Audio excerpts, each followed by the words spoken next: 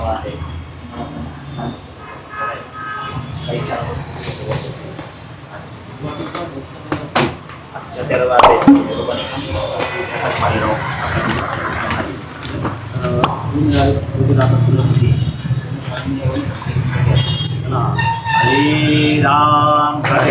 राम राम राम हरे हरे, हरे कृष्ण कृष्ण कृष्ण हरे हरे, हरे राम राम राम हरे हरे, हरे कृष्ण कृष्ण कृष्ण हरे हरे, हरे राम राम राम हरे हरे, हरे कृष्ण कृष्ण कृष्ण हरे हरे, हरे राम राम हरे हरे, हरे कृष्ण कृष्ण कृष्ण हरे हरे, हरे राम राम हरे हरे, हरे कृष्ण कृष्ण कृष्ण हरे हरे, वक्रतुंड महाकाय सूर्यकोटि समप्रभ निर्विघ्नं कुरु मे देव सर्वकार्येषु सर्वदा, गुरुर्ब्रह्मा गुरुर्विष्णु गुरुर्देवो महेश्वरः, गुरुर्साक्षात् परब्रह्म तस्मै श्री गुरवे नमः, जालिंधरतर्पटाश्च अर्वङ्गकानीपमचिन्द्राद्या सौरङ्गी रेवाणकभर्तृसंज्ञा वीणा बभूर्वनवनाथ सिद्धा। ओम महाराज की जय। श्री गणेशाय नमः, श्री सरस्वती नमः, श्री मार्तंड भराय नमः, श्री गुरुभ्यो नमः। जय जयाजी त्रिभुवनेशा मत्स्य कच्छ वराह नरसिंह वामन वेशा भार्गव राघव राजार्कादिशा पूर्ण ब्रह्मा सर्वज्ञा ही गुणातीता सकल गुणज्ञा व्यक्त व्यक्ता सर्वज्ञा पूर्ण ब्रह्मा अचल सर्वज्ञा बौद्ध कलंकी आदिमूर्ती। पहिल्यांदा ग्रंथकारांनी गणपतीला नमस्कार केला, नंतर त्यांचं जे आराध्य दैवत पंढरीश पांडुरंग त्यांना नमस्कार केला आणि त्यांचे जे 10 अवतार झालेले आहे, 9 अवतार झाले, 10वा पुढे कलंकी होणार ते मत्स्य कच्छ वराह वामन नरसिंह राम परशुराम कृष्ण आणि पुढे होणारा कलंकी। तो समर्थ आत्रेसुत प्रसन्न झाला सद्विद्येत तयावर हे सकळ देवत गौरविले पावके मागले अध्यायी केले कथन श्री जालिंधरा होऊन जन्म तपाचरोनी आत्मनंदन संपादेला गुरुत्वी मागच्या अध्यायामध्ये जालिंधरनाथांचा जन्म झाला। त्यांना बद्र केदाराला दत्तगुरूंनी घेऊन जाऊन महादेवांच्या हस्ते विद्या दिलेली आहे। ते झाल्यानंतर कानिपनाथांचा जन्म झाला। कानिपनाथांना ते आशीर्वाद देण्यासाठी सगळ्या दैवतांना बोलवलं। दैवतांनी इन्कार केलेला आहे की आम्ही आशीर्वाद देणार नाही असं म्हटल्यानंतर या जालिंधरनाथांना मोठा राग आलेला आहे आणि त्यांनी स्पर्शास्त्र मंत्र जपून ते विमानं त्यांचे खाली पाडलेले, त्यांना मोठी शिक्षा झालेली आहे। खाली डोकं वरती पाय अशी वाईट अवस्था देवतांच्या वरती आलेली आहे। हे पाहून हरिहर महादेव शंकर आणि विष्णू भगवान एकमेकांना हातावरती टाळी देऊन विचारतायत की या देवांना आतापर्यंत असा मोठा वस्ताद माणूस कोणी भेटला नव्हता, तो जालिंधरनाथांच्या रूपाने मिळालेला आहे। धन्य जालिंधर मिळाला यासी अवस्था दारुण महेशी, पूर्वी भिडले अपार राक्षसाची परी आयसा मिळाला नाही त्या, उभराठे नग्न देही अधोपात होते मही, आयसे उचित कदा देही मिळाले नाही। देवतांनी अनेक मोठमोठाले अवतार धरले, अनेक राक्षसांना जिंकून घेतलं, पण मात्र यांना जालिंधरनाथासारखा वस्ताद मिळाला, खाली डोकं वरती पाय अशी अवस्था त्यांची झालेली आहे। नग्न देह उभराठे देही जोड कंबे घेती, विनम्र भावे वस्त्र नेसवून मिळवी वर प्राप्ती, जय जय कानिपनाथ भगवान योगीराज मूर्ती, पतित पावनाथ हाती ओवाळू तुझ सद्भावी आरती। अशा पद्धतीनं आरतीमध्ये त्यांचा उल्लेख आहे की कानिपनाथांनी त्यांना वस्त्र नेसवलेले आहेत, त्यांच्या त्या नेत्रभक्तीने प्रसन्न होऊन देवतांनी त्यांना आशीर्वाद दिलेले आहे। तरी सिद्ध करुणे हाता कविता आवंती जे नागाश्वत्था, सकळ विद्या करुणे हाता कानिफा ते ओपिरे, या कानिफाची उदार शक्ती स्थिती मिळवत आहे दांभिक वृत्ती, तरी भरवी आहे कार्याप्रती पुढे पडेल महाराजा। महादेव शंकरांनी त्यांना आज्ञा दिलेली आहे की जालिंदरनाथा तुम्ही आता नागपत्र अश्वत्थावरती जा दोघंही जण, आणि तिथं जाऊन जशी मच्छिंद्रनाथांनी साधना केली त्या अनेक कुंडांचं स्नान केले आणि एक एक दैवत प्रसन्न करून घेतलं, त्या पद्धतीनं तुम्हीसुद्धा ते दैवत प्रसन्न करून घ्या. कानिफनाथांचा स्वभाव जो आहे तो थोडा तापट होता, हे त्यांच्या लक्षात आलं होतं महादेव शंकरांच्या.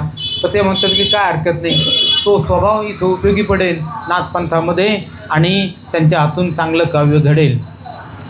पूर्वी सांबरे ऋषीने मार्ग काढला आहे शुभयोग, परी थोडके विद्या चांग मही लागे पुरेना, तर शतकोटी सांबरे गणा मही ते मिरवावी शुभवतना, सकळा श्रांची आणून भावना मही लागे मिरवावी. पूर्वी अनेक देवऋषींच्या काळामध्ये अनेक विद्या, अस्त्रविद्या, शस्त्रविद्या निघाल्या, परंतु त्या कलियुगामध्ये काय टिकलेलं नाही. आणि तशा लोकांच्या कल्याणासाठी सांबरी ऋषींनी थोडे प्रयत्न केले, पण त्यांचा पण कार्यकाळ संपलेला आहे. आयुष्य संपल्यानंतर माणसाला जावंच लागतं जशा अवस्थेमध्ये तशा, आणि मग त्यांचं जे कार्य आहे विद्येचं ते अपुरं राहिलेलं आहे. ते मच्छिंद्रनाथांनी त्याची सुरुवात केली, गोरक्षनाथांनी काही काव्य लिहिलं, मच्छिंद्रनाथांनी लिहिलं, तुम्हीसुद्धा दोघांनी हे काव्य लिहायचं आहे आणि सगळ्या नाथांच्या मिळून 40 कोटी श्लोक हे लिहिले जावेत आणि त्याच्यामध्ये तुम्हीसुद्धा काही श्लोक लिहा.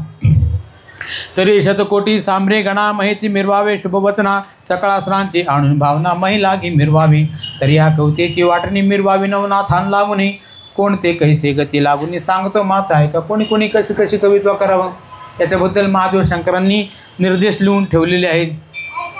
मच्छिंद्राने धरुणी लक्ष काव्य केले आहे प्रत्यक्ष, 33 कोटी 95 लक्ष मंत्र विद्युलता मिरवल्या, यापरी गोरक्ष कोटी होटी मिरवेल 9 लक्ष 12 कोटी पंचकोटी 1 लक्ष शेवटी मेनेनाथा मिरवेल. पूर्वी मच्छिंद्रनाथांनी काव्य लिहिलं तर त्यांचे जे काव्य आहे हे काही कोटी आहे, गोरक्षनाथांनी 9,12 कोटी एवढं हे काव्य लिहावं. त्याचप्रमाणे मिनीनाथांनी सुद्धा 5 कोटी 1 लाख काव्य श्लोक लिहावेत.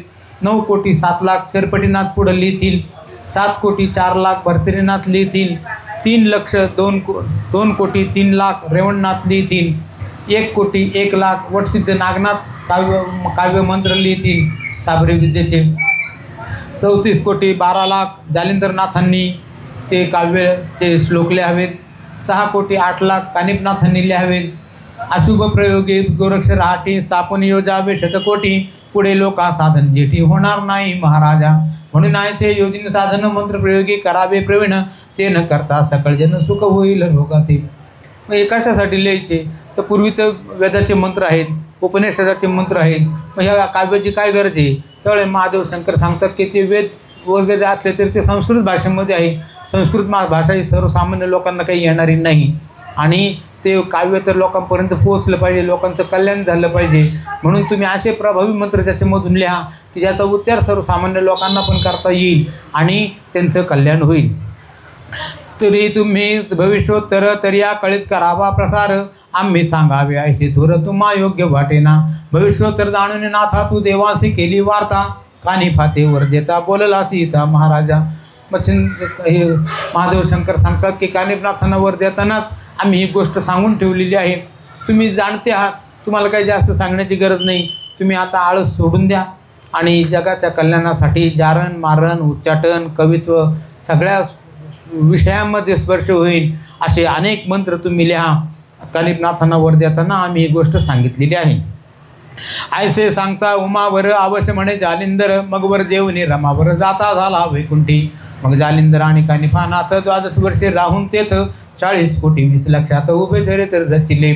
जालिंदरनाथांचा आशीर्वाद, जालिंदरनाथांच्या सांगण्यावरून मग कानिफनाथांना आशीर्वाद देण्यासाठी जे देवदेवता आलेले होते त्यांनी नाकारल्यानंतर त्यांची अशी वाईट परिस्थिती झाली, ते सगळे देवदेवता खजील होऊन निघून गेलेले आहे मान्य करून की काय तुमच्या काव्यामध्ये आमचे मंत्र येतील, आम्ही तुम्हाला सहकार्य करू.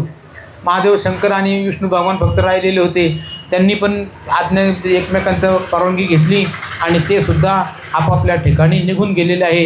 इकडे जालिंदरनाथ कानिफनाथ हे नागाश्वत वनीला गेले, वनीवरून वरती नागाश्वत पर्वतावरती गेले, तिथं ज्या ठिकाणी मच्छिंद्रनाथांनी साधना केलेली होती त्या नागाश्वत वृक्षाच्या खाली जाऊन उभे राहिले आणि मच्छिंद्रनाथांनी जशी 6 महिने तपश्चर्या केली होती तशी ह्या जालिंद्रनाथांनी आणि कानिफनाथांनी दोघांनीही बरोबर तपश्चर्या केलेली आहे. श्री आदिनाथाच्या साक्षीशी कानिफा बैसून पूर्ण तपासी श्री जालिंदर तीर्थस्थानाची जाता झाला पुसणी. यावेळी पुन्हा परतून पाहते झाले बद्रिकाश्रम. मग कानिफा ते तपा बैसून लोहकंटके मिरवलं. 6 महिने ही आराधना केल्यानंतर पुन्हा मजल करीत करीत ते बद्री केदाराला आले. महादेव शंकर प्रगट झालेले आहेत आणि आता तुमच्या हातून ती तपश्चर्या पूर्ण झालेली आहे. जालिंद्रनाथा, आता तुम्ही या कानिफनाथांनी तपाला बसवा आणि तुम्हाला वाटलं तर राहा, नाही तर तुम्हाला वाटलं तर तुम्ही तीर्थयात्रेला निघून जा. अशा पद्धतीनं तिथं महादेव शंकरांच्या आज्ञेवरून त्या जालिंद्रनाथांनी कानिफनाथांना बसवायचं ठरवलं. एक चांगला मुहूर्त पाहिला, लोखंडाचा काटा केला, त्याच्यावरती पाय ठेवून उभं राहायचं, हे सगळ्या गोष्टी त्यांना समजून सांगितलं. आणि ज्याप्रमाणे गोरक्षनाथ तपश्चर्याला बसलेले होते त्या पद्धतीनं कानिफनाथसुद्धा आता तपश्चर्याला बसणार आहेत. त्या गोरक्षनाथसुद्धा त्याच वनामध्ये आहेत, पण ते दुसऱ्या बाजूला आहेत आणि हे तिसऱ्या बाजूला आहेत. अशा पद्धतीने दोघांची तपश्चर्या तिथं सुरू झालेली आहे. त्यांनी कानिफनाथांना योग्य त्या सूचना दिल्या, तुम्ही आता तपश्चर्या करा. 12 वर्षानंतर आम्ही या बद्रिका आश्रमामध्ये येऊ आणि तुमची गाठ घेऊन पुढचं कार्यक्रम ठरवू. त्याची ठाई बद्रिका आश्रमात कानिफा आणि गोरखनाथ तप करती भागीरथी तीरात तीव्र कान्नी बसुन्या. उभय ठाई असती विभक्त एकमेका नसे माहीत. असो येरीकडे जालिंद्रनाथ नाना क्षेत्री हिंडत असे. निघालेले जालिंद्रनाथ तिथून आणि त्यांनी तो गौड बंगाल देश सोडला, कौल बंगाल सोडला, गौड बंगालाकडे चाललेले आहे. आणि त्या एका ठिकाणी त्यांना एक राजधानीचं नगर लागलेलं आहे आणि त्या राजधानीच्या नगरामध्ये जाऊन त्यांनी मुक्काम केलेला आहे. दुसऱ्या दिवशी सकाळी उठले, रानामध्ये गेले, भिक्षा मागितली, थोडंफार खाल्लं आणि रानामध्ये जाऊन त्यांनी गवत गोळा केलेलं आहे. ते गवताचा भारा घेतलेला आहे डोक्यावरती आणि ते गावाकडे चालू लागले. कशासाठी? तर त्या गावाच्या गाया ज्या आहेत त्या गायांना चारा गवत मिळावं याच्यासाठी स्वतः हे जालिंद्रनाथ गवत आणू लागलेले आहे. एवढा मोठा माणूस, त्यांनी देवांनासुद्धा शरण आणलं, पण मात्र आचरण हे शुद्ध आणि स्वतः आधी केले मग सांगितले.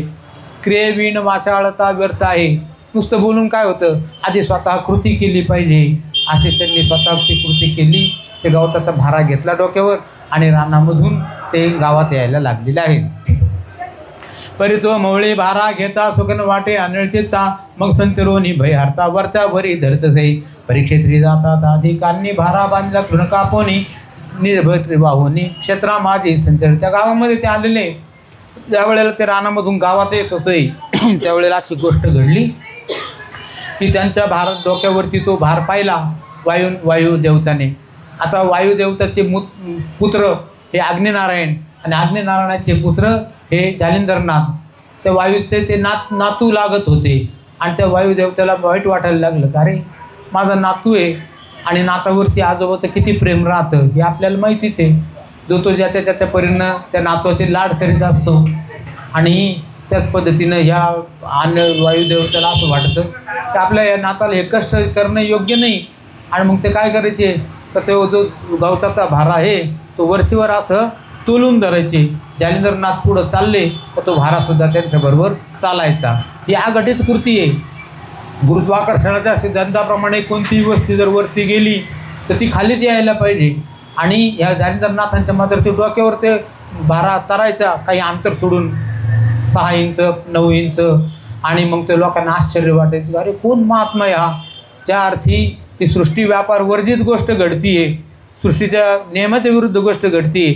त्या अर्थी हा माणूस काही सामान्य नसेल, कोणीतरी सिद्ध महात्मा देव गंधर्व त्या पृथ्वी तलावरती अवतरला का काय असं त्यांना वाटायला लागलेलं आहे. आयसे भ्रमण करता मही नाना तीर्थक्षेत्र यात्रा प्रवाही. तो गौड बंगाल देशा ठाई ह्याला पट्टणी पयाला. तृणभार फिरवून माती फिरवर सर्व हाती. आदरत आले मस्तकावरती लोक पाहती. निर्दोष लोकांना नवल लागायचं की हा कोण माणूस आहे. आतापर्यंत असं जगाच्या विरहित आपण कधी पाहिलेलं नव्हतं. ह्याला पट्टण नावाचं ते गाव होतं गौड बंगाल देशातलं. ते राजधानीचं गाव होतं. तिथं राजा गोपीचंद हा सध्या राज्य करीत होता आणि त्या ठिकाणी हे सगळे लोक त्यांना पाहू राहिलेले आहेत. आणि त्यांनी मग ते गवत आणलं, गावामध्ये चावडीच्या ठिकाणी तिथं ते भारा उतरवला आणि त्या गावातल्या गायांना ते खाऊ घातलेलं आहे. जे पूर्णपणे झाले निवाले ते प्रतिष्ठेपासून दुरावले, काजाना जाता जगी मानवले चित्ती निसृता धरुण्या, बृहस्पतीचे पडीपाडी तया होतसे सर्वार्थ जोडी, परी वेडियात मारी जडी लोकमहिमा भयास्तव. वास्तविक पाहता ते अवतार होते, महात्मा होते, सगळं ज्ञान त्यांच्या ठाई होतं, परंतु मात्र कोणत्याही प्रकारचा अभिमान त्यांच्या ठिकाणी नव्हता आणि ते आपलं ज्ञान लोकांना असं दाखवितही नव्हते. अशा प्रकारची जी निस्पृहता ती वृत्ती त्यांच्याजवळ होती. असो मग जालिंदर नाथ अति तोषे तृणभार, जमुना आणि पाहुनी गोधनाची जमात तृण सोडे तयासी, मंगल्ली गोती गंध मोरी तेथे जाऊन वस्ती करे, भिक्षा मागून क्षेत्राभितर उदरनिर्वाह करत. दुपारचा वेळ झाला, भूक लागली, भिक्षा मागायची, थोडंफार खायचं, थोडंफार आराम करायचा आणि संध्याकाळच्या वेळेला अशा ठिकाणी जायचं तिथं कोणाचाही उपद्रव आपल्याला होणार नाही. मग ते गावाबाहेरचं एखादं उकिरड्याचं स्थान असे नका. आणि मग तिथे लोक अशा अवस्थेला पोचलेले राहतात, त्यांना काही असं राहण्याची किंवा तिथं राहण्यासाठी चांगलंच पाहिजे असा काही भाग नसतो. ते जिथं राहतील तिथं मंदिर तयार होतं आणि जे ते त्यात कारण की त्यांच्या त्या सहवासामध्ये एवढी हे राहते ते सहज जरी शब्द बोलले तरीसुद्धा ते वेद म्हटले जातात. तया ते बिसाट शब्द सुखे म्हणे येती वेद, सहज जरी बोलले सहज बोलणे हितोपदेश करुणी सायास शिकविती. मग त्यांनी जे सहज जरी बोलले तरीसुद्धा ते माणसाच्या हिताचं असायचं. अशा अवस्थेमध्ये जालिंदरनाथ होते. मग त्यांनी त्या ठिकाणी संध्याकाळचा वेळ झाला आणि तिथून ते चाललेले आहेत गावाच्या बाहेर आणि तिथं जाऊन झोपलेले. पुन्हा दुसऱ्या दिवशी सकाळी उठले, आवरलं सावरलं, गावात त्या गायांसाठी गवत घेतलं आणि ते पुन्हा गावात यायला लागलेले. तोपर्यंत ही गोष्ट सगळ्या लोकांना कळलेली होती की कोणीतरी गावामध्ये महात्मा आलेला आहे, तो चालला म्हणजे त्याच्या डोक्यावरचा गवताचा भारासुद्धा चालतो. आणि ही गोष्ट त्या राजा गोपीचंदाची आई मैनावती हिच्या कानावरती सुद्धा गेलेली होती आणि ती फार पहिले तर ती दुःखी होती, कारण तिच्या नवऱ्याचं म्हणजे राजा गोपीचंद राजाच्या वडिलांचं नुकतंच निधन झालेलं होतं. आता सगळ्यात मोठं दुःख कोणतं असेल तर आपल्या जवळच्या माणसाचा मृत्यू होणं. अनेक दुःख सहज पचवता येतात. व्यापारात नुकसान आलं, पैसे भरून काढता येतील किंवा काही जर आजार झाला तर त्याला योग्य औषध उपचार करून त्याचं निवारण करता येईल. पण मात्र आपल्या जवळचे माणसं जर गेले ते काही पुन्हा परत आणता येत नाही. त्याच्यासारखं दुःख दुसरं कोणतंच नाही. नाम जयाचे गोपीचंद परी मिरवला संपत्ती वृंद, दिव्य अमरभद्र पाहुणी लाजे कुबेरतो, द्वादश लक्षा पुरुषक्ती अश्वमिरवली वाताकृती, तेज पुंज पाहून लाजची चपळपणे चपळा. त्या राजाचं नाव गोपीचंद होतं आणि त्यांच्या वडिलांचं नाव त्रिलोचन राजा असं होतं. त्रिलोचन राजे नुकतेच निधन पावलेले होते आणि ही जी मैनाकिनी राणी आहे ती अतिशय दुःखामध्ये होती आणि तिला त्याच्या कानावरती यांची कीर्ती गेली.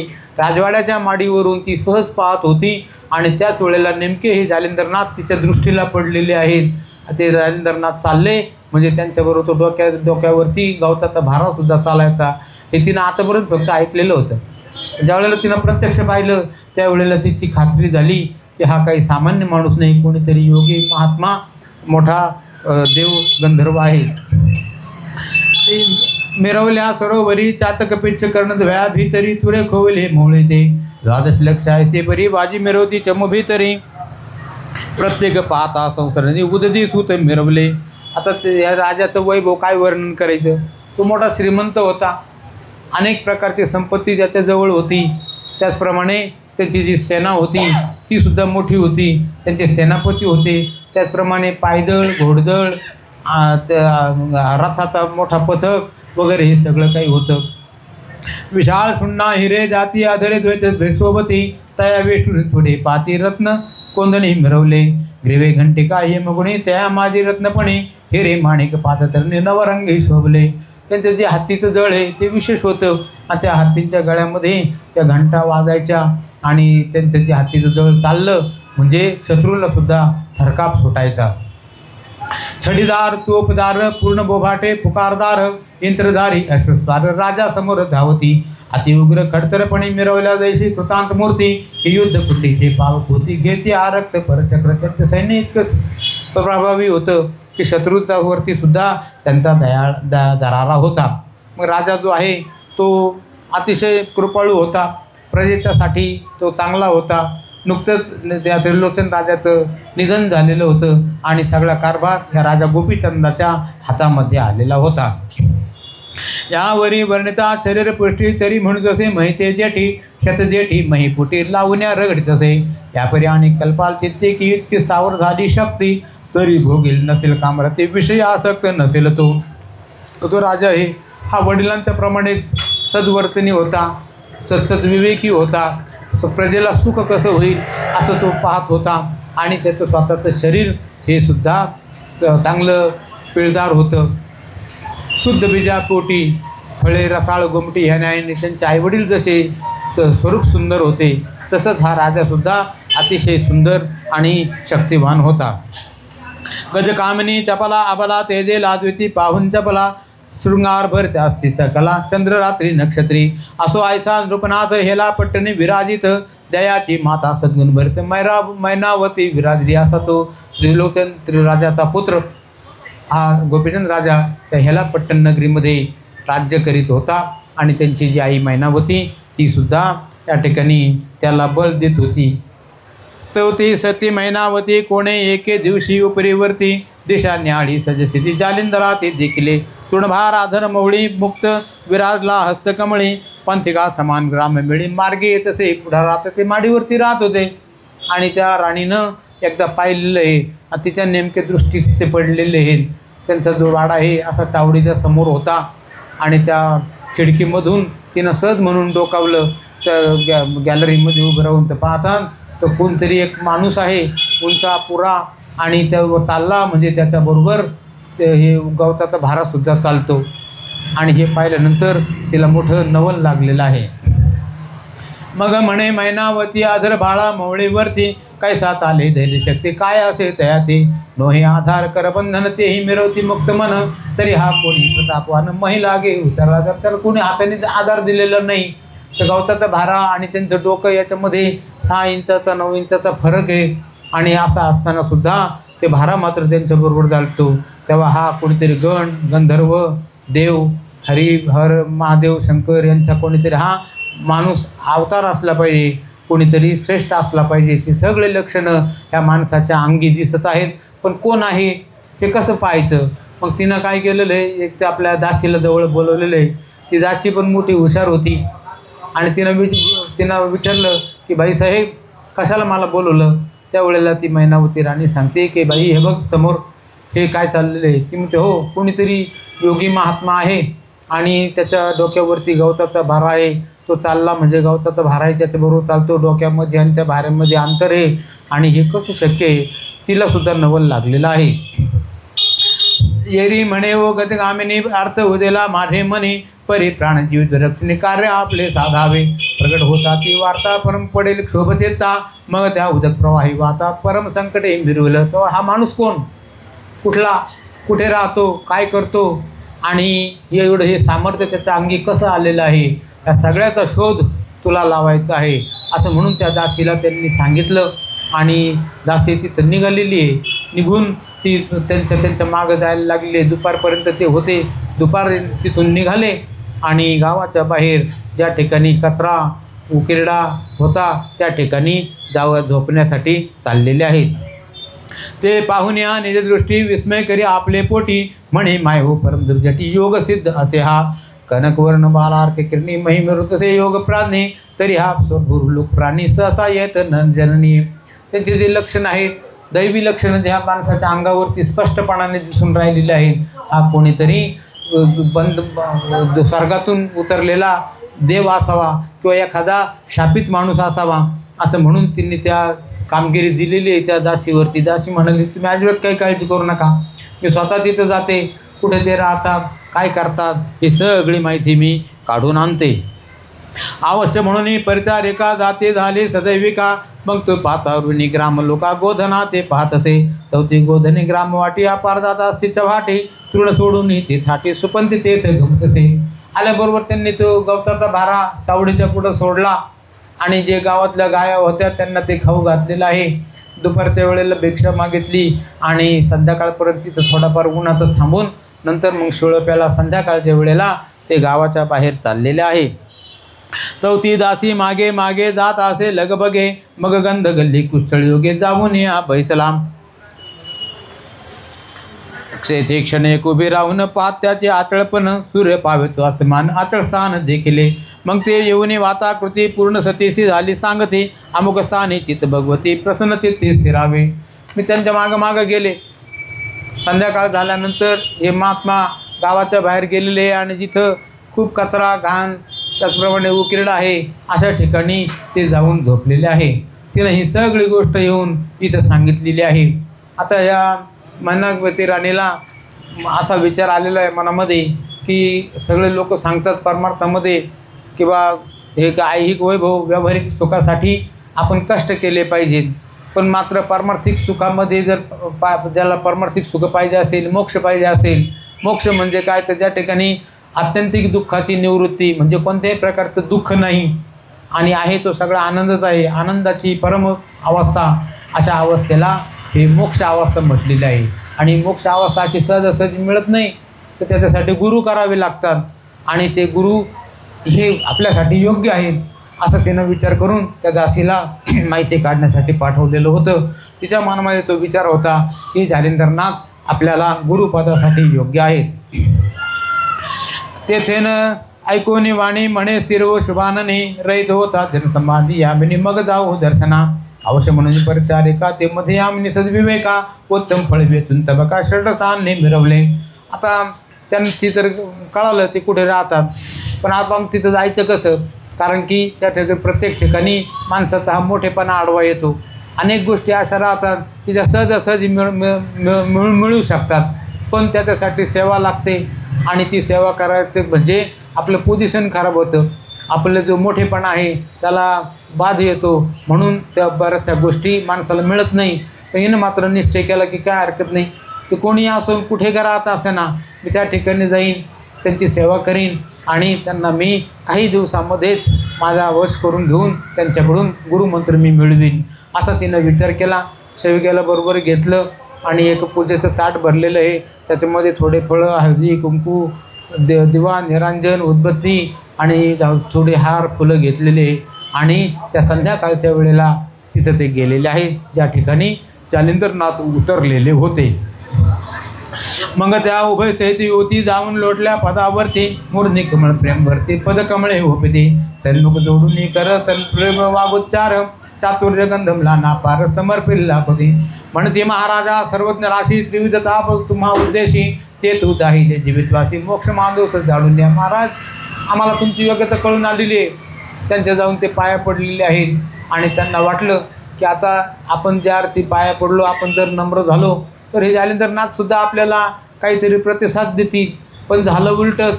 त्यांनी काही त्यांना प्रतिसाद दिलेला नाही, उलट हे ना ते त्यांना मारायला धावलेले आहेत.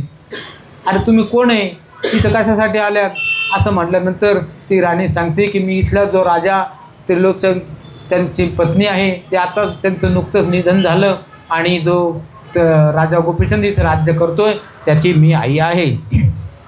व तिचे सफळ चित्ता किंवा कसोटी पाहत असे, पिशाच चेष्टा उद्दाम नेती आव्हानुनी सुदृढ युक्ती, मईचे पाषाण हाती कवळून या जुगारी, अशुभवाणी करून वल्गना बंगूप आहे चित्त प्रेमा, मेघावदार्याच्या दुर्गणा पाषाण कर का ओसंडी. जाऊन आलेले तिच्यावरती, अरे तुला काही कळतं का, कशा करता तू इथं आलेली आहेस असं म्हणून त्यांना खूप काही दूषणं दिलेले आहेत आणि तू इथून निघून जा.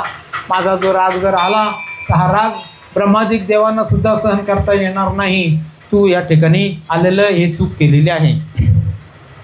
पिशाच चेष्टा उद्दाम नेती आव्हान मान्य सुदृढ युक्ती, मैचे पाषाण हाते कवळून या झुगारी, अशुभवान भंगूप आहे चित्त प्रेमा, मेघावधार्याच्या दुर्गणा पाषाणकार का ओसंडी, परिते जाया धैर्यवंत निश्चय अर्गळी होतून चित्त, म्हणे याती असते मृत्यू आल्या मोक्ष भरीना. ते पहिल्या दिवशी गोष्ट झाली.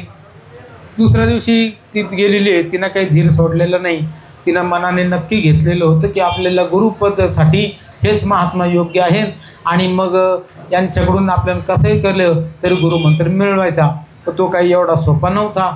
मग त्यांनी अनेक प्रकारे त्यांना पहिल्यांदा शिव्या दिल्या. दुसऱ्या दिवशी ते धावून आलेले आहेत. तिसऱ्या दिवशी मारायला उठलेले आहेत आणि हे सगळं जरी झालं तरीसुद्धा ते 6 महिन्यापर्यंत ती राणी तिथं दररोज जायची आपल्या दासींना घेऊन आणि त्यांच्या हातापाया पडायची. पण मात्र ह्या जालिंदरनाथांनी तिला अजिबात म्हणजे टाकास्तूर लागू दिलेली नाही. आणि हे पाहिल्यानंतर ती राणी मनात विचार करते की आता काय करायचं. आपल्याला मनामध्ये तर विवेक उत्पन्न झालेला आहे आणि जर आपल्याला जर हे गुरु नाही भेटले तर मात्र आपलं हे जीवन व्यर्थ जाईल.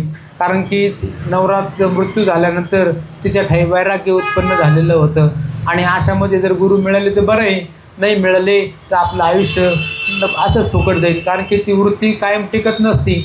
आज आपल्याला गुरु करण्याची इच्छा झाली ही आजच आहे, फक्त उद्याला राहीनच याची काही खात्री नाही. म्हणून तिच्या मनामध्ये ती तकतक चाललेली आहे की काही करून आपण ह्या महात्मांना प्रसन्न केलं पाहिजे. पाषाण धणी म्हणे कोण तू सांग गोरटी, किमर्थ माझे पृष्ठी लागले सेवा. दुर्गंधी गल्ली उगळीत आहे मी उगलात पिशात येथ, तरी तुझ पेटला किमर्थ कामा नळे दाटल. तुला काय पाहिजे? मी गेल्या 6 महिन्यापासून तुला हाकलून देतो हे, शिव्या देतो हे, दगडं मारतो हे, तू मात्र काय तुझा हट्ट सोडित नाहीस. आणि हे सांगितल्यानंतर ती सांगते की महाराज अहो मी हे इथले जे त्रिलोचन राजे त्यांची बायको आहे आणि इथला जो राजा गोपीचंद त्याची आई आहे. ने वेगी वधो शुभानने आम्ही तप्या लक्षदानी लक्षभंगाया का आलीस. त्यावरी म्हणे जी आता महाराज त्रिलोचन राजा विजयध्वजा त्याची कांता सर्वभोजा धर्मपत्नी मी असे. मी त्या राजाची पत्नी आहे आणि इथला जो राजा गोपीचंद त्याची आई आहे. आणि या ठिकाणी मला असं वाटलं होतं की आम्ही अमर आहोत, अनेक वर्षापर्यंत आम्ही जगू आणि राज्यकारभार करू. पण दुर्दैवाने काळाने माझ्या नवऱ्याला ओढून नेलेलं आहे आणि पुढं चालून तर मलासुद्धा काळ ओढून नेलं. कारण काळ कोणाला चुकलंच नाही ना. घडोघडी काळ याची वाट पाहे अजून किती आहे अवकाश. आपण इकडं मनामध्ये विचार करतो की आज 100 मिळवले, उद्या 1000 मिळवीन, परवा 10,000 मिळवीन. आणि काळ मात्र वरती हे मोजून राहिलेलं आहे की आता तुमचे 2 वर्ष राहिले, 1.5 वर्ष राहिलं, 1 वर्ष राहिलं, म्हणजे त्याची आपल्याला जाणीवसुद्धा नाही. आणि त्या पद्धतीने मी या ठिकाणी असं कल्याण व्हावं माझं म्हणून मी तुमच्याकडे आलेले आहे. परिजी योगद्रुमा काळे भक्षुनी पतिवत्तमा माते केले प्लवंगमा जगा माझी मिरवाया. ऐसे परी योग जेठी काळचक्र पाहून राहते मग भयार्क उदर पाहून पेटी पश्चातापी. म्हणून माझ्या मनामध्ये पश्चाताप उत्पन्न झालेलं आहे की या जीवनामध्ये काही खरं नाही. जोपर्यंत आपले पती आहेत तोपर्यंत सगळं खरं होतं. आता पती गेल्यानंतर मात्र आता कशामध्येच राम राहिलेला नाही आणि काळ मला कधी ओढून नेईल तेही मला काही सांगता येत नाही. म्हणून माझं स्वतःचं कल्याण करून घ्यावा याच्यासाठी मी इथं तुमच्याकडे आलेली आहे. ऐसे परी योग जेठी काळचक्र पाहून राहते मग भयार्क उदक पाहून पोटी पश्चातापी मिरवले. काळे पतीची केली गती तैसीच करी मग होती तरी मानव सन्निपाती आस्तिक माते होई का. माझ्या नवऱ्याला त्यांनी बोलता बोलता ओढून नेलेलं आहे काळाने. असं कधी मनातून आलेलं नव्हतं, स्वप्नातसुद्धा वाटलेलं नव्हतं. पण मात्र काळाने नवऱ्याला ओढून नेलं तसं तुम्हालासुद्धा ओढून नेईल. आणि त्याने ओढून नेण्याच्या आतमध्ये मी गुरु केले पाहिजे, जे काही ज्ञान आहे ते मिळवलं पाहिजे, माझं जीवन सार्थक केलं पाहिजे. याच्यासाठी मी तुमच्याकडे आलेले आहे. येरी म्हणे तत्भरता पाहुनी लया त्वरिता कवणाश्रमी काळ तीर्था लोटसी तू जननी. येरी म्हणे सदैव भरता सूत एक आहे प्रपंचा. येरू म्हणे कवनार्था प्रपंच राटे चालवी. चौथी म्हणे गौड बंगाल राज्य सदनी देश विशाल तयाता नृप गोपीचंद मुल दास तुमचा विराजे. माझा जो मुलगा आहे तो राजा आहे इथला आणि त्यालासुद्धा त्याचंसुद्धा कल्याण झालं पाहिजे ह्या विचाराने मी इथं तुमच्याकडे आलेले. ते म्हणतात अरे असं कुठं असतं का, एक साधा गोसावी तुला काय ज्ञान देणार आहे. आणि ती म्हणते की नाही नाही महाराज, तुमच्या डोक्यावरती जेव्हा गवताचा भारा चालत होता ते पाहून आम्ही तुमची परीक्षा केलेली आहे की तुम्ही सामान्य नाही, तुम्ही कोणीतरी ईश्वरी अवतार आहात आणि तुम्हीच फक्त माझं गुरुत्व घेऊ शकता आणि मला माझा उद्धार करू शकता. कर्म राहटे कृतांत उद्देशाचे पाठी मम मौळीचा भार नेवटी कृपा धणे करुण्या. ऐसे ऐकून तिचे वचन म्हणे कृतांत दास दुर्बंधन कैसे तुटे मग पिशा माझे पिशाच्यानं तुवा काय झाडीतले. आणि माझ्या हातून कसं काय केलं, मी तर सामान्य माणूस आहे, नुसतं सामान्य नाहीच, मी वेडापिसा आहे.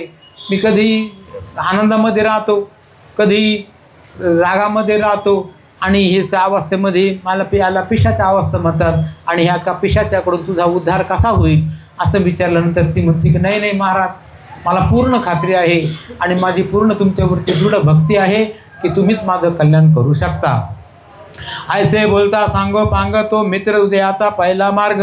मग नमस्कार स्वामी सवेग सदना प्रति पातली पातली परे अर्थवियोग चित्त सरती दाटला भाग आते तळमळे प्रसाद मार्ग कृपा नवी भेटाया.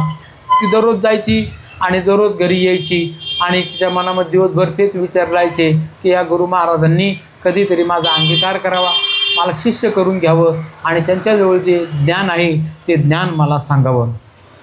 पुन्हा येवनी परिचारिका तेथे आली सदैव विवेका दृष्टी पावनी योग मृगिका चरणे माथा ठेवीत असे.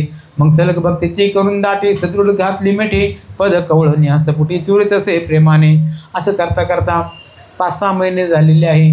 नंतर मग त्यांच्या बोलण्यातून त्यांची जवळीक झालेली आहे आणि ते राजा मनामध्ये जालिंद्रनाथ मनात विचार करतात, हे बाईची मनामध्ये श्रद्धा तर उत्पन्न झालेली आहे पण हिचं दृढ निश्चय आहे का हे पाहण्यासाठी त्यांनी तिला थोडीफार मुभा दिलेली आहे. ती बाई येते हळूहळू. त्यांनी त्या नाथांचे हातपाय दाबत ती बसलेली एका दिवशी आणि तिची परीक्षा पाहावी असा विचार जालिंद्रनाथांनी केला. एक मायेने भुंगा निर्माण केलेला आहे.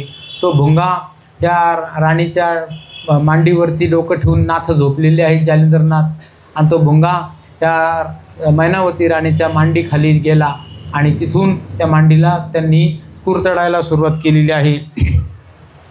तो मूर्धनी खाली अंक घेऊन देत असे टेक त्या संधीत योगी नायक काय करता झाला माईक सबळ करून भ्रमर गुरुंजी घाली तयावर न कळता येऊन मैवर अंका खाली निघाला. तरी त्या अवस्थेत आपण गाढ झाले निद्रेस चलन बोलन सांडून तिथं कंठी गोर वाजले आणि आपण असे झोपे गेलेले आहे जसे काही त्यांना खूप गाढ झोप लागलेली आहे. आणि त्यावेळेला ही राणी विचार करते की आता काय करावं. त्या ठिकाणी आपण जर मांडी हलवली किंवा जर त्या भुंगा काढून टाकायचा प्रयत्न केला तर तो भुंगा निघेल पण मात्र त्या जालिंद्रनाथांची झोप बिघडेल आणि मग ते आपल्यासाठी काही चांगलं नाही. म्हणून तिनं काय विचार केलेला आहे की आता काही होऊ द्या, या भुंग्याने आपल्याला किती त्रास दिला तरीसुद्धा आपण काही मांडी पण हलवायची नाही आणि नाथ महाराजांची समाधी किंवा झोप तर अजिबातच मोडायची नाही. तो षटपद जाणू परी फोडून निघाला नेटे उपरी ग्रेवे ढसून जालिंदरा प्रति सुतविले अर्थात तवती लगबगी अति त्वरित उठून असते पाहे ग्रेवेत ग्रेवा पाहुणे सती आकांत दृष्टी करी महाराजा. त्या भुंग्याने मैनावती राणीची मांडी पोखरलेली आहे आणि तो पुढच्या वरच्या बाजूने निघाला आणि जालिंद्रनाथांना जाणीव करून दिली की हे असं झालेलं आहे. जालिंद्रनाथ जागे झालेले पाहतात तर त्या ठिकाणी राणीची मांडी त्यांनी त्या भुंग्याने पोखरली तरीसुद्धा राणीने की आपली झोपमोड होऊन दिलेली नाही. मग तिचं धैर्यबळ त्यांनी ओळखलं की परमार्थामध्ये टिकण्यासाठी ही राणी मैनावती योग्य आहे आणि तिनं जी काही एवढी सेवा केली त्याचं फल म्हणून आपण तिला अनुग्रह द्यायला पाहिजे. तो लगबगे अति त्वरित उठून पाहे ग्रेवेत ग्रेवा पाहुणे सती आकांत दृष्टी करी महाराजा. अंका फोडून पडे छिद्र रुधिर दाटले मही अपार ते पाहुणे जालिंदर धैर्यबळ ओळखले. मग सहज कृपेची करून दृष्टी मोहळी कुरवाळी कृपा जेठी मग तारक मंत्र कर्णपुटी उपदेशला तत्काळ. हो, ही राणी मैनावती ही काही सामान्य स्त्री नाही. परमार्थामध्ये टिकण्यासाठी जे काही धैर्यबळ लागतं ते धैर्य हिच्याकडे आहे. त्या धैर्याला सबुरी म्हटलेलं आहे आपल्या याच्यामध्ये समजण्यासारख्या भाषेमध्ये.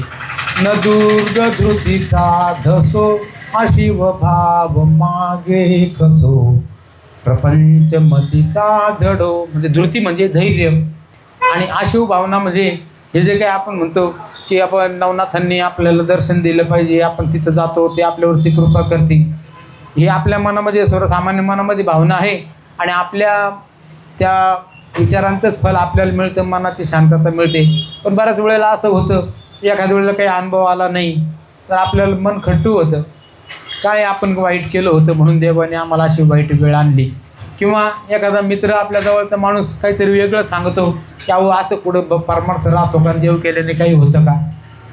त्यावेळेला सुद्धा ज्या भावना उमटतात परमार्थ विरोधी त्याला अशिव भावना असं म्हटलेलं आहे. आणि त्याचा प्रतिकार कशाने होतो तर सतत विवेकानेच होतो, दृढ निर्धाराने होतो आणि दृढ भक्तीने होतो. त्याप्रमाणे ही राणी जी आहे मैनावती ही धैर्यवान आहे आणि सबुरी राखणारी आहे. तेव्हा आता हिनं जे काही कृतीनं दाखवून दिलेलं आहे तर या धैर्यवानासाठी तिला फल दिलं पाहिजे. जालिंद्रनाथ मनात विचार करतात की हिला आपण अनुग्रह देऊ आणि अनुग्रह देऊन तिच्यापासून नाथपंथाचा विस्तार करू. कारण एक जरी माणूस नाथपंथामध्ये जोडला गेला तर तो पुढच्या काही लोकांचा उद्धार करू शकतो. हे नाथांनी ओळखलं आणि तिला मंत्र उपदेश द्यावा असं मनाचा निर्धार केलेला आहे. मग सहज कृपेची करून दृष्टी मवळे कुरवाळी कृपा जेठी, मग तारक मंत्र कर्णपुटी उपदेशीला तत्काळ. मंत्र उपदेश होता कानी पूर्ण झाली संजीवनी, तेने कुणे परायणे ब्रह्म व्यक्त झालीसी. आता ते नाथ महाराजांचे शब्द होते. त्यांनी तिचा अधिकार ओळखला, तिची तपश्चर्या जाणली. गेल्या 6 महिन्यापासून ती येत जात होती आणि त्याच्यामुळं तिला जे प्राप्त होतं ते देणं भागत होतं. जालिंद्रनाथांनी विचार केलेला आहे. ते मनाने अतिशय शांत होते आणि मनाने अतिशय दयाळू होते. सद्गुरूंच्या त्या खुणा आहे. विचारसागरमध्ये तो विषय आलेला आहे. सद्गुरू कसे असतात तर श्रोत्रिय म्हणजे अनेक त्यांनी गोष्टी ऐकलेल्या, शास्त्र ऐकलेले, ब्रह्मनिष्ठ म्हणजे ईश्वरावरती त्यांची प्रचंड श्रद्धा. आणि तिसरा गुण असतो सद्गुरूचा तो म्हणजे दयाळू, आणि तो दयाळू गुण त्यांच्या जागा झालेला आहे. आणि त्यांनी 6 महिन्यानंतर तिच्यावरती कृपा केली. तिच्या कानामध्ये गुरुमंत्र सांगितला आणि त्याच्या योगाने त्या मैनावती राणीला समाधी लागली. तिचं जे अज्ञान आहे ते निवटून गेलेलं आहे आणि एकच ब्रह्म सगळ्या ठिकाणी भरून उरलेला आहे. त्या ब्रह्माशिवाय दुसऱ्या जगामध्ये काही नाही. त्या ब्रह्माचा मी सुद्धा अंश आहे असं ज्ञान तिला झालेलं आहे. मंत्र उपदेशिता काने खुन व्यक्त झाले संजीवनी, तेने खुने परायणी ब्रह्म व्यक्त झालेसे. किंबहुना तरातरी जीव तितका जगत अहम ब्रह्मभुवनापासून आकारी ब्रह्मदृष्ट हे लावे. जिकडं तिकडं ब्रह्म आहे हे तिला कळून चुकलेलं आहे. आणि असा चमत्कार झाल्यानंतर ती नाथांच्या चरणावरती डोकं ठेवते आणि महाराज आज माझी तपश्चर्या ही सफल झालेली आहे आणि तुमचं ज्ञान मला हे मिळालेलं आहे. इकडं या जालिंद्रनाथांनी पाहिलं तिच्या मांडीला जी जखम झालेली होती त्याच्यातून रक्त बळबळा वाहत होतं. त्या नाथांजवळ अनेक प्रकारच्या विद्या होत्या. त्यांनी धन्वंतरीचं स्मरण केलेलं आहे. त्या ठिकाणी तिचं ते धन्वंतरी प्रगट झाले. त्याचप्रमाणे तिचं जे जखम वगैरे आहे ती सुकवलेली आहे. संजीवनी मंत्राचे जाप केले आणि त्या मांडीवरती हात फिरवल्यानंतर त्या मैनावती राणीची ती जखम बरी झाली. पूर्वीपेक्षाही ते व्यवस्थित झालेले आहे आणि तिनं पुन्हा एकदा जालिंद्रनाथांच्या चरणावरती डोकं ठेवलेलं आहे. ऐसा होता चमत्कार मवळे ठेवी चरणावर, म्हणे महाराजा सकळ व्यापार आजी मिरवला सुगमत्वे.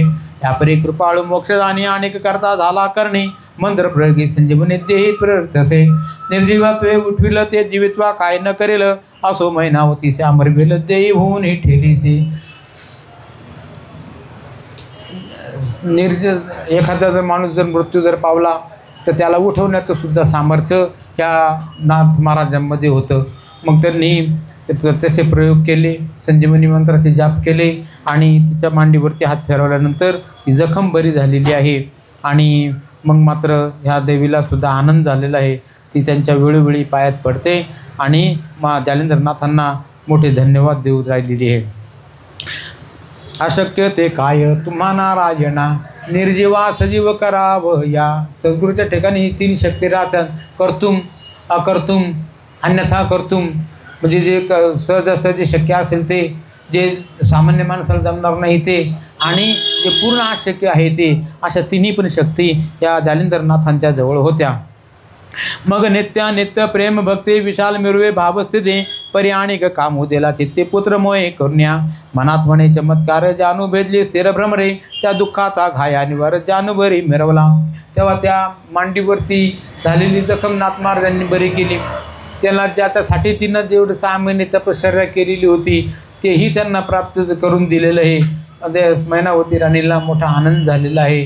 अतिशय प्रसन्न चित्ताने धन्य होऊन ती राणी आपल्या महालामध्ये परत गेली आहे. आणि जात असताना ती विचार करते की ह्या नाथांमध्ये किती सामर्थ्य आहे.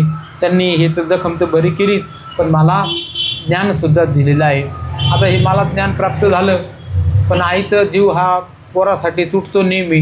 मग ती मनामध्ये विचार करते, आता मला ज्ञान झालं, पण हेच जर ज्ञान माझ्या मुलाला गोपीचंद राजाला जर प्राप्त झालं तर किती बरं होईल, असं ती मनामध्ये विचार करते आणि ती आपल्या महालामध्ये परत गेलेली आहे. मग नित्य प्रेम भक्ती विशाल मिरवे भावस्थिती परी अनेक काम उदेला ते पुत्र मोहे करुण्या मनात म्हणे चमत्कार जाणू भेदली भ्रमरे दुःखाचा घाव अनिवार्य जानवरे मिरवला घाय पडता अनिवार्य अशुद्धाचा लोटला पुर त्यावरी स्पर्शता करत जैसी तैसी मिरवली तरी हा सध्या चमत्कार झाला मग दृष्टी गोचर आणि केली सनातन सार ब्रह्म व्यक्त परायण शिवाय जखम तर बरी केलीच केली, पण मला त्यासाठी मी धावपळ करीत होते, त्यांची सेवा करीत होते, ते सुद्धा मला प्राप्त करून दिलेलं आहे. आणि आता असेच जर माझ्या मुलावरती कृपा करील तर फार बरं होईल. मुला त्यासाठी तिचा जीव तुटत होता आणि तिनं मनामध्ये तो विचार केलेला आहे. कोणत्याही गोष्टी ह्या काही अशा एकाएकी घडत नसतात. त्याचा अगोदर संकल्प मनामध्ये असावं लागतो की मला अमुक पाहिजे, अमुक मला करायचं आहे, मला श्रीमंत व्हायचं आहे, मला लग्न करायचं आहे, मला अमुक करायचं आहे. ह्या गोष्टी आधी मनामध्ये तयार होतात. मग ते संकल्प तो सिद्ध हळूहळू तो वेळोवेळी विचार करून करून करून करून तो सिद्ध व्हायला लागतो आणि नंतर मग त्याचं फल कधी काळी कधीतरी ते मिळतं. आणि त्याप्रमाणे हिने मनामध्ये विचार केलेला आहे. बऱ्याच दिवसामध्ये तिच्या मनामध्ये तो विचार चाललेला आहे. आता त्यांच्यावरती कृपा करण्यासाठी ती जालिंदर महाराजांना साकडं घालीन आणि मग जालिंदर महाराज त्यांच्यावरती कशी कृपा करतील वगैरे जो सगळा भाग आहे तो पुढच्या अध्यायामध्ये येईल. तरी सध्या चमत्कार झाला मग दृष्टीगोचर अनेक केले सनातन सार ब्रह्म व्यक्ती परायण तरी चिरंजीव पद देऊन माते अचल केले त्रैलोक्याते याची रीती माझ्या मुलाते होते तरी फार बर्वे ऐसे योजन दृढ मानसी वियोग व्यथा वर्षी तरी व्यथा हरिवंशी धुंडी स्तुत मालू सांगे स्वस्ति श्री भक्ती कथा सार समस्त गोष्ठाव के आगार सदा परसुत भाविक त्रयोदशाध्याय गुढ़ा श्रीकृष्णार्पणमस्तु शुभम भवन्तु. श्री गणेशाय नमः श्री सरस्वती नमः श्री महार्तन भराय नमः श्री गुरुभ्यो नमः. जय जय जय पंढरीनाथा समतेरणी भक्त तापनिसा कटेकर नासागरी दृष्टी ठेवता होसी रंजिता मुनिमानसा ऐसा स्वामी तू करुणा कर तरी बोलवी भक्ती सार मागली अध्यायी कथानुसार परमकृपे वधविला त्या कृपेचा बोध सबळ ब्रह्मोदधी पावला मेळ पात्रा महिनावती सबळ सरदा वघी दाटली ओम नमो ब्रह्मार्णवी दाटली परी ऐक्य रूप झाली सारी मोहे पुत्राचे परिवारे गुंतलीची जननी ते मनासी म्हणे हा कैसे त्रिलोचन रायाचे झाले जैसे त्याची नीती होईल तैसे मम सुताचे काय करू विठ्ठल विठ्ठल विठ्ठल विठ्ठल विठ्ठल विठ्ठल चिंतन श्री गुरुदेव दत्त. चनकानाथ महाराज की जय. साईनाथ महाराज की जय. सर्वदा योग तुझा घडावा हे कारणी देह माझा पडावा प्रेक्षू नको गुणवंता अनंता रघुनायका मागणे हेची आता ठिकाणी मनदाय माझे त्या त्या ठिकाणी निज रूप तुझे इथे वितो मस्तक ज्या ठिकाणी तेथे तुझे सद्गुरु पाय दोन्ही. रघुवीर समर्थ वरदहारी विठ्ठल श्री ज्ञानदेव तुकाराम श्रीनाथ महाराज की जय. ज्ञानेश्वर महाराज की जय. तुकाराम महाराज की जय. निरंजन आदेश.